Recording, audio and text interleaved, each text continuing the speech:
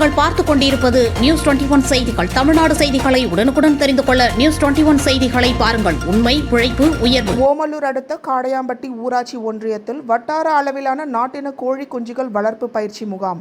சேலம் மாவட்டம் ஓமலூர் அடுத்த காடையாம்பட்டி ஊராட்சி ஒன்றியத்தில் வட்டார அளவிலான நாட்டின கோழி குஞ்சுகள் வளர்ப்பு பயிற்சி டாக்டர் செல்வகுமார் உதவி இயக்குனர் தலைமையில் நடைபெற்றது.